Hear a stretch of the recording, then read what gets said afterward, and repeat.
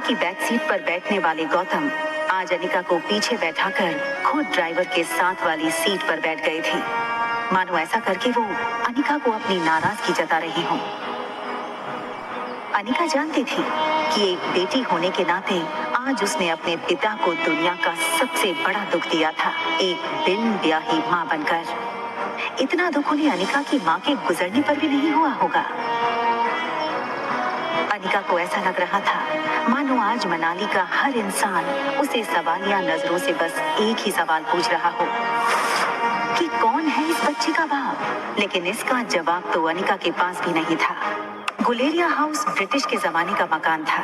कहा जाता था यहाँ इंग्लैंड के अधिकारी वेकेशन मनाने आते थे, लेकिन अच्छे से मेंटेन न करने की वजह से पिछले कुछ सालों से थोड़ा बज्जर सा लगने लगा था।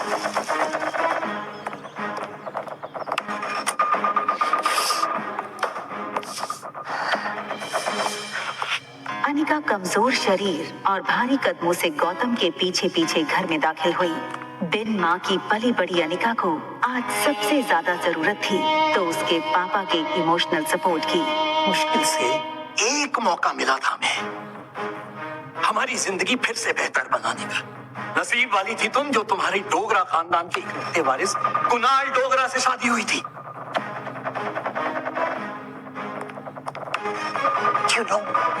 कितने पावरफुल होगा मनाली का सबसे पावरफुल खानदान डोगराज। हमारे सारे कर्ज, पेंडिंग कोर्ट केस, हमारी हर तकलीफ से हमें बाहर निकाला था। लेकिन शादी के 24 घंटे में ही तुमने हमारी जिंदगी वापस से जहन्नुम बना दी। उन लोगों को अगर तुम्हारे इस कारनामे के बारे में पता चलेगा तो पता नहीं क्या होगा। और तुम्हारी छोटी बहन कामिनी, उससे कौन शादी करेगा? भले ही वो तुम्हारी सौतेली बहन हो, लेकिन तुम्हारे इस कारनामे की वजह से उसकी भी तो बदनामी होगी।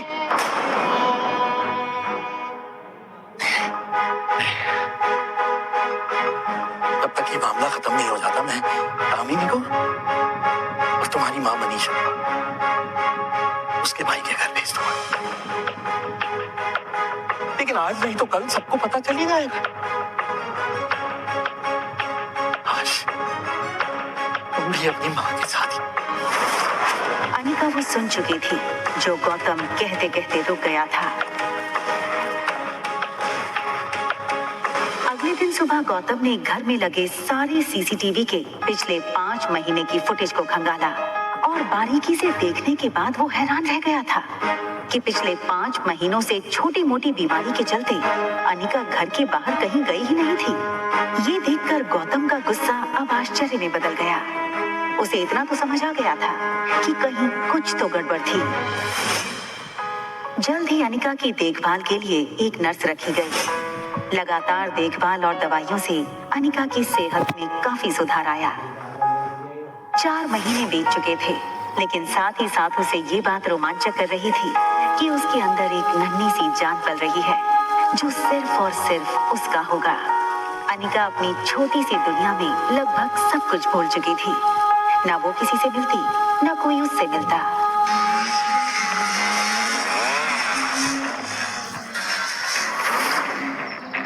अनिका ने जैसे ही लड़की को देखा, उसकी धड़कन मानो डर और टेंशन से तेज हो गई। ये लड़का और कोई नहीं बल्कि अनिका का पति कुणाल डोगरा था।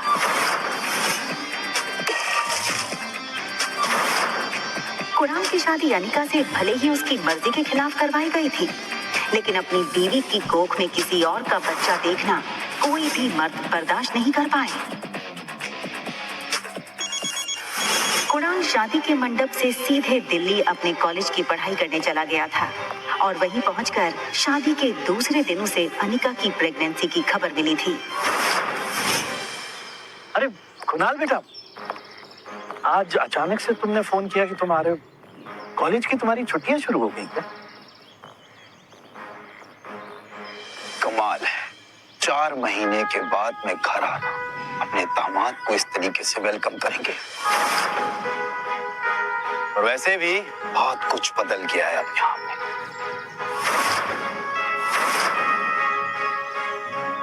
आओ बेटा, अंदर अंदर चलकर बात कर। देखो कुणाल, अगर तुम इस शादी को तोड़ना चाहते हो तो मैं समझ सकता हूँ। तुम समझ सकते हो, लेकिन ये बात मेरे बुढ़े दादाजी नहीं समझ सकते।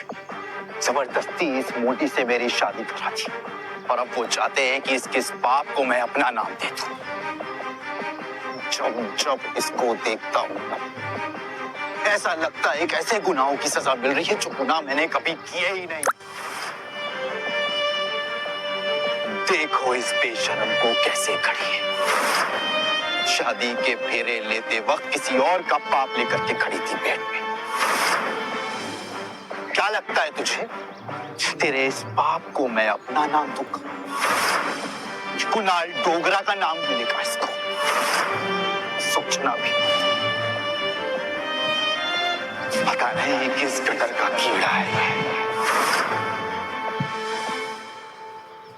मैं इस शादी को नहीं मानती।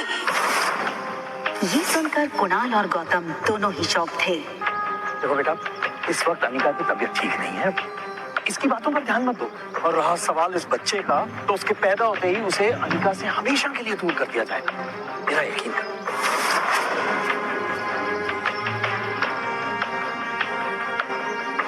ठीक उसी पल अचानक से अनिका के पेट में जोरों से दर्द शुरू हो गया।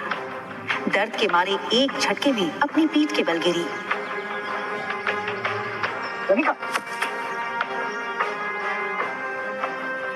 मम्मा मम्मा मम्मा, प्लेन लैंड होने वाला है।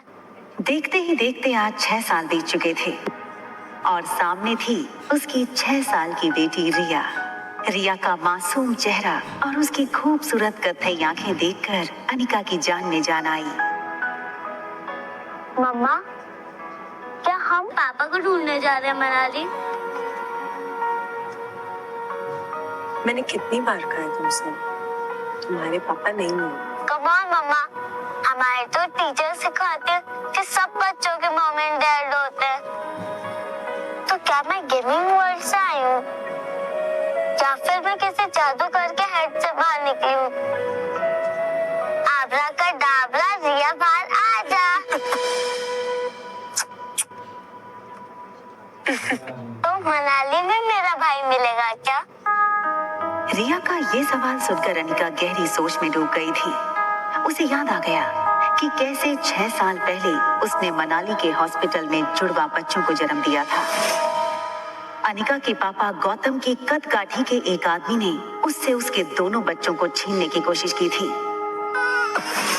कमजोर अनिका ने बड़ी हिम्मत से उस आदमी को रोकने की कोशिश की और उसका सामना कर रिया को तो बचा लिया, मगर अफसोस कि वो अपने बेटे को नहीं बचा पाई और वो आदमी अंधेरे में उसके बेटे को लेकर भाग गया था। और इसी वजह से अनिका की मौसी उसे बचाकर बेंगलुरु ले आई थी, जहां अनिका का इलाज भी हुआ था।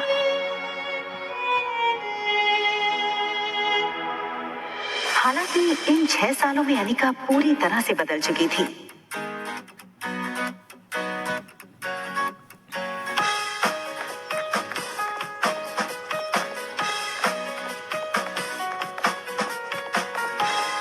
हार्मोनल इम्बैलेंस की वजह से फूला हुआ उसका शरीर अब एकदम ही से नॉर्मल हो चुका था।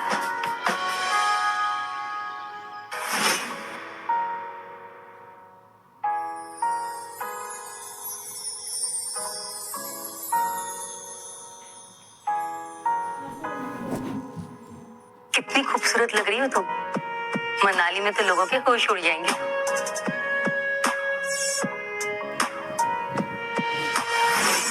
फ्लाइट अटेंडेंट हो या फ्लाइट के अन्य यात्री, सब लोग आते जाते अनिका पे एक नजर जरूर डालते। और डालते भी क्यों नहीं, शिफॉन की साड़ी में अनिका किसी भी फिल्मी एक्ट्रेस से कम नहीं लग रही थी। Excuse me ma'am, is there anything I can bring for you?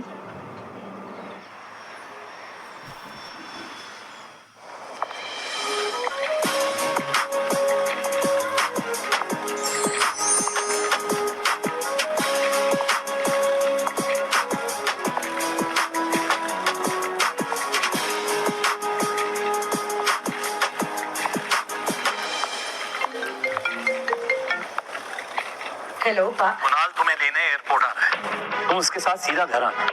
यहाँ पहुंचते ही तुम्हें 2 पेपर्स पे साइन करना है, एक डिवोर्स पेपर और दूसरा वो। इतना कहकर गौतम अटक गया और फिर कुछ सोचकर उसने आगे कहा, खैर तुम घर आओ, यहाँ पहुंचते ही मैं तुम्हें सब समझाता हूँ।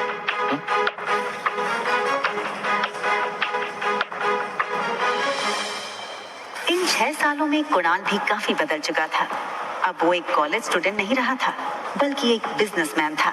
आज तक इस दुनिया में किसी भी इंसान को अपने डिवोर्स पे इतनी खुशी नहीं मिली होती जितनी खुशी मुझे हो रही है आज। कैसे भी करके आज इस मोटी से ना अपने डिवोर्स पेपर्स पे साइन करवा लूं। आप फिक्र मत कीजिए सर, आज मैं सुबह सुबह माता के दर्शन करके निकला हूँ और मैंने भगवान से प्रार्थना की है कि आज आपकी हर मनोकामना पूरी। आप चिंता मत कीजिए, आज आपके पेपर साइन हो ही जाएंगे। अच्छा सुन, जब जब मैं उस मोटी को देखता हूँ ना, मेरा मूड ऑफ हो जाता है। आज मेरा मूड अच्छा है और दिन भी, तो अपना मूड ऑफ नहीं करना चाहता हूँ मैं। एक काम कर दो, घूम के खड़ा हो जाता हूँ। भले उसने तुझे नहीं देखा है, तेरे हाथ में जब ये बोर्ड देखेगी तो तेरे पास खुद ब खुद चली आएगी। सीधा कर ले बोर्ड को।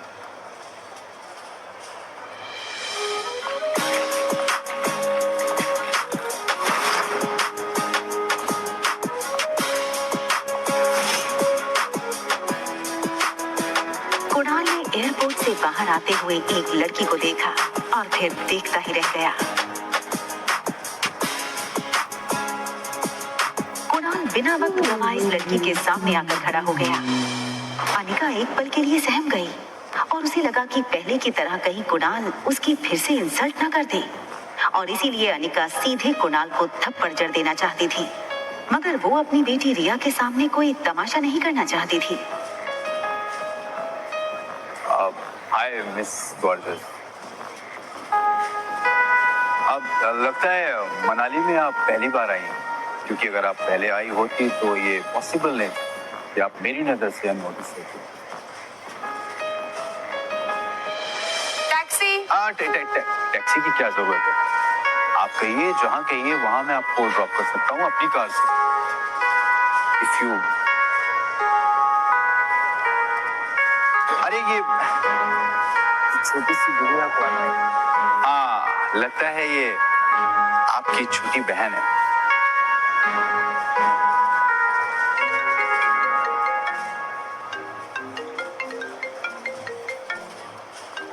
हाँ, क्या तुम्हें अनिका दिखी बेटा? ना दिखने के लिए आपकी बेटी कोई सुई तो है नहीं जो वो दिखेगी नहीं। जब आएगी तो वही तो दिखेगी। या ये कहूँ कि जब वो आएगी तो उसके पीछे के लोग भी नहीं दिखेंगे। तो दिखेगी तो बता दूंगा, रखिए। टैक्सी।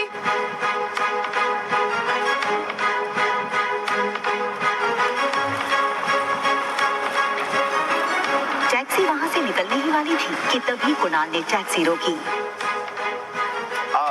मैम, अगर आप बेंगलुरु की फ्लाइट लेकर के आ रही हैं तो क्या आपने उस फ्लाइट में एक बहुत ही भद्दी और मोटी लड़की को देखा क्या?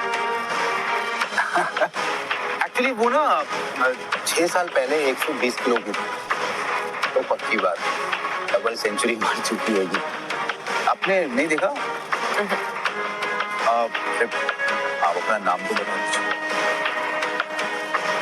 ये सुनकर अनिका ने बिना किसी भी हाव भाव से धीरे से कहा, अनिका गुलेरिया।